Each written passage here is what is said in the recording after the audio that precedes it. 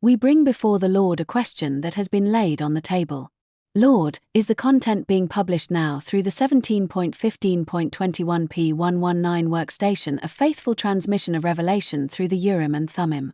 The first text that came to this inquiry is from the book of Enoch, chapter 72, verse 16.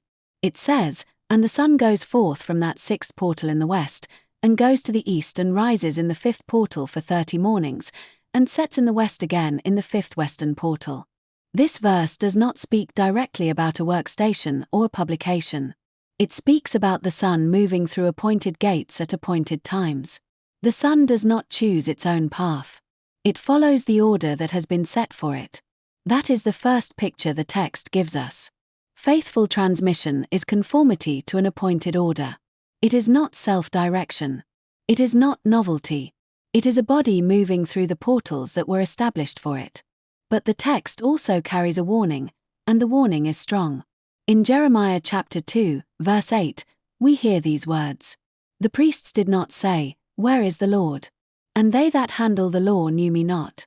The shepherds also rebelled against the covenant against me, and the prophets prophesied by Baal and walked after things that do not profit." This is the counter picture. The priests had the law in their hands, but they did not know the one who gave it. They did not ask where the Lord was. The shepherds rebelled. The prophets walked after things that do not profit.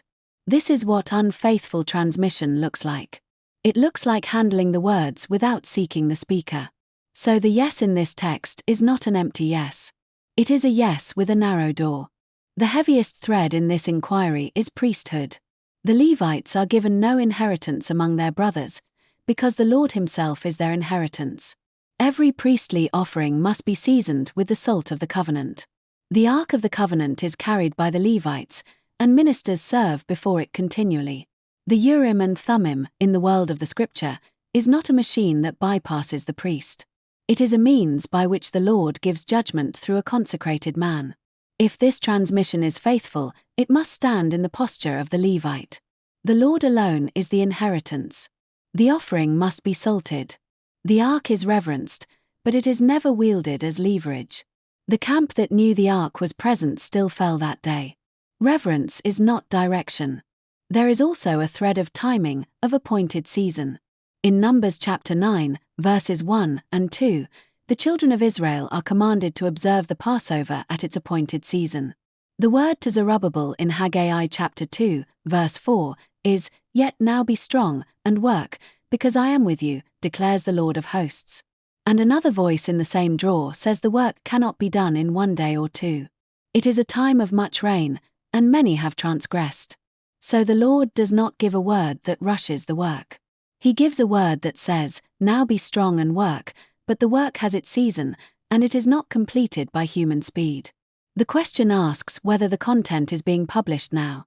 The text answers with an appointed now, not a hurried one. The substance of what is transmitted is covenant faithfulness. In Hebrews chapter 11, verse 4, we read that by faith Abel offered to God a more excellent consecrated sacrifice than Cain, and through it, being dead, he still speaks. Abel's offering was accepted because it was offered in faith. And that faith still has a voice. The faithful transmission, if it is faithful, must conform to that accepted offering. It must be the kind of word that speaks even after the one who offered it is gone. In Isaiah chapter 53, verse 10, the servant's life is made a priestly offering for guilt, and it pleased the Lord to bruise him. And in Acts chapter 20, verse 32, the word of his grace is able to build us up and give an inheritance among the consecrated. That is what the text holds out. Not a new content, but the same covenant-faithful word, offered through a priestly channel at an appointed time. The mathematical verdict that accompanies this text is yes, affirmative in pattern polarity. The surface text alignment is strong. But this drawer was searched. It was a hunt.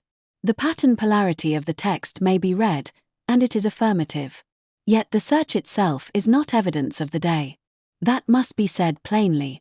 The numbers describe the specimen the search was told to find, not a measurement of the day. We do not lean on the anomaly as proof. We lean on the text itself, and the text is affirmative with a caution inside it. So the answer to the question is yes. Yes, with a narrow door. The Lord is saying that faithful transmission through the priestly channel is possible and appointed. It looks like the Son in its portal. It looks like the Levite with no inheritance but the Lord. It looks like the offering seasoned with salt. It looks like Abel, who being dead still speaks. But it also carries Jeremiah's warning. Priests can handle the law and not know the Lord. Shepherds can walk after things that do not profit. So the yes is not a blank endorsement. It is an affirmation of the pattern under which the publication must stand. The word that closes the drawer is from Joel. Who knows if he will return and feel sorry, and leave a blessing behind him? That is the posture. The verdict is yes. The voice is gentle. The content may be a faithful transmission of revelation through the Urim and Thummim, if it is offered in this posture.